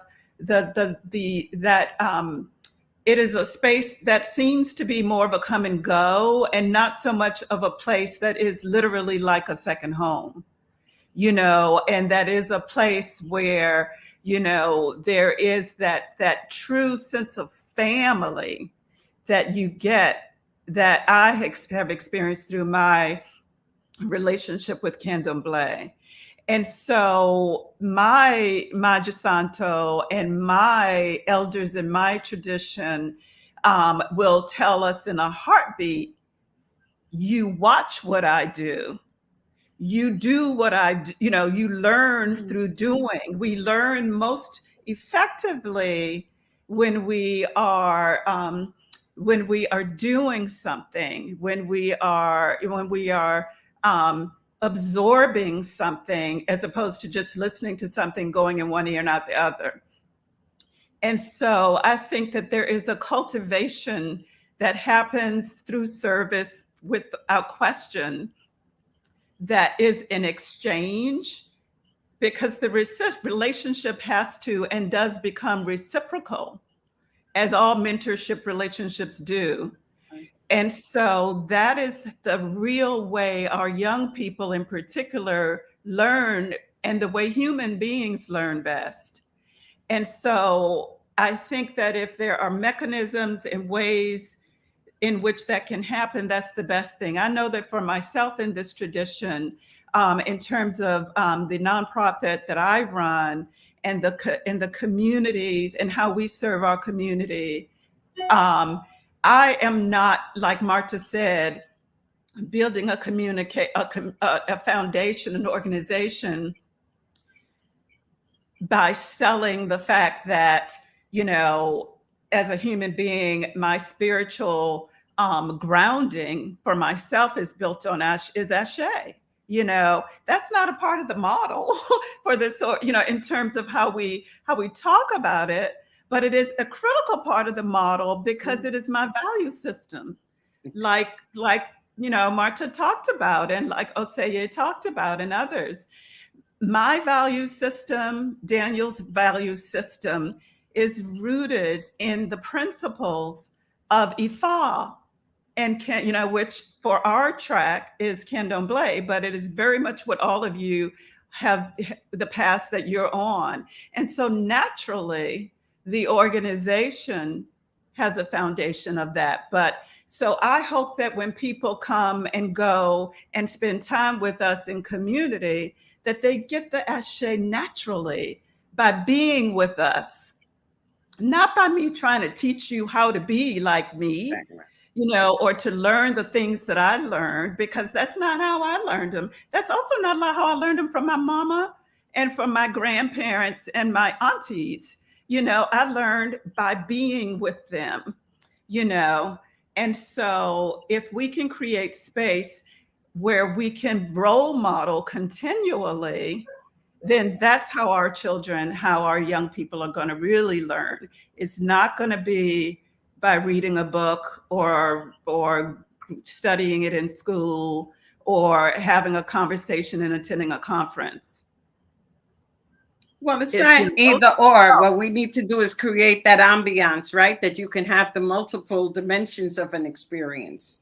Exactly. You know, Exactly. and that's what our aesthetic framework and perspective is. And I would like to sort of take on the conversation in the future. We'll decide when, right? But that Monifa and Manuela, you know, are driving, and I would say Sasha as well because of her youthfulness. um, how do we continue, right, that conversation in terms of the spaces that need to be looked at as a framework that will allow the present generation going into the future, right, prepared for that, right? And how do you, and I think that there we need to talk with people who are therapists and people who have that knowledge and that information on what are those spaces that heal, right? What are those spaces and what are those conversations that make you look at yourself as sacred, right? Because we do it as people in the religion. My mom and my dad did it. You know, they were very clear that we were Black and we were beautiful and we were proud and we had to do what they said. You know what I mean? Because they were protecting us. You know, and now in retrospect, I would say, like, how did my mom and dad do it? Right? My dad didn't speak English. My mom did a little bit, right? And she refused to speak English because she was forced to learn English in Puerto Rico, right? Because the school system was oppressive. So, you know, she kept speaking Spanish en el barrio, you know what I'm saying? But what was key in that generation is that they built community. El barrio became el barrio because Puerto Ricans moved to it, right? And sustained community. Now, what gentrification is doing is purposefully destroying community, right? So, how do we sustain community in a period of gentrification? How do we sustain those spaces in the period of gentrification? How do we sustain those principles, those values that Jose was talking about when people who support our institutions want you to look at the world through certain lenses that are not our lenses? Right? So those are the challenges. But ultimately, I go back to what Howard said, you know, in one of our conferences. We're here. We ain't going nowhere. We're not going nowhere. So we have to work it out. And in the next conversation, you ladies will lead it, working it out, helping us working it out. Okay. Can I backtrack and just give a short, quick answer to Manuela's question? It was like, how do you take care of the people when they come with this problem? So in my intro, I talked about EBO and I talked about work. So either parents bring their children or parents come with problems. They get a reading, you do divination, you find out if they have a mental problem, if they have a spiritual problem, you prescribe the EBO, the several EBOs maybe that they need. And if it's a mental issue, then you may also refer them to a mental practitioner. It goes hand in hand. You know, what we do to heal ourselves, our community, and the people who come for help is EBO, and it's the doctors, and it's the mental health providers. They all go hand in hand. It's not one. It's not somebody coming to me and I'm like, oh, I see a major problem. I'm going to do 5,000 EBOs to you until your mind is straight and never send you to a psychiatrist or to a mental health provider. You have a terminal illness. Yes, I'm going to see what kind of EBO can be done. What help will the Orishas do? What will Agun do? But at the same time, yes, you may need to go see that professional and medical professional, so it goes hand in hand. But I didn't want you to think that I was ducking your question. Yeah. And I just want to say to Monifa, I respect so much what you are saying and your notes. And I really would love to hear more about your thoughts on the subject relative to all of this, on what we're closing on in terms of that balance, because we live in the modern world. We know that people change, that this is a living tradition, and so we have to think about how we respond to the needs of our various people in our communities. I have the utmost respect for that, and I would love to learn more and be in conversation about that. And we shall do that. And we'll have go rounds online and offline, right? Because we're family and we're connected. I want to say thank you. I'm so honored that you said yes to my call. So thank you, thank you, thank you. We will continue, and we will continue to grow the conversation.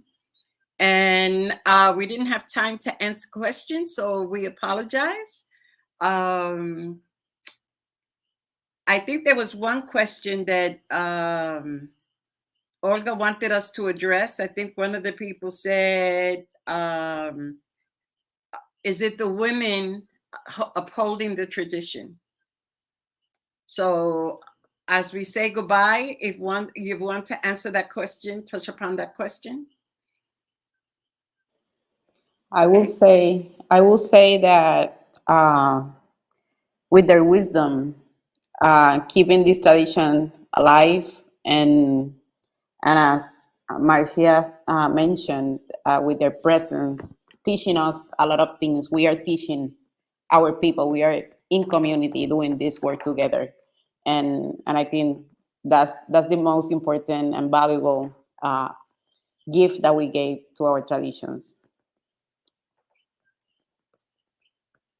I would say thank you, Ia, and everybody for your beautiful wisdom. What a gift.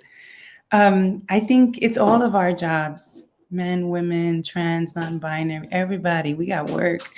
But I'll say in particular for us women who have to do it, there's a unique way that we can, because we're not physically, oftentimes we're not put in positions of a lot of physical power, although we have it. There's many faces of power, and the ones that women hold are essential to helping people who are oppressed access and transcend. So, I think how women show power, how we gather community, the power of Ochun, what it looks like when Orisha tried to, create the world and left her out. All of these essential teachings are for us to tap into, because without us, it will not succeed. So thank you, everybody. I want to say thank you also, and say yes. We definitely carry the tradition. And again, Manuela said what I was going to say, which is to push in the non-binary. And I think, and if we see how tradition in our spiritual path and indigenous folks in the Americas, it is often folks that are non-binary that actually hold the most radical core of holding these traditions and passing them on. And so just thank you so much. It's such a rich conversation. I thank you too for the invite, and I look forward, like I said in my intro, learning more. Thank you so much. Thank you so much for including me and what everyone said already. But we have to do it together in community. This is the work. So, muchas gracias. De nada. Thank you all. And last month we had a session with Men of Spirit, and Olga, who is the technological person that's holding all of the technology together, suggested that we should do a men and women conversation of spirit. So we will also work that out and also look at that. And the younger generation of young people that are getting into the tradition is key, right? So that that'll also be in the near horizon. So thank you all for sharing all your wonderful knowledge and your beauty and your spiritual beauty and your physical beauty. Thank you so much. Bye. Good night. Thank you. Thank you.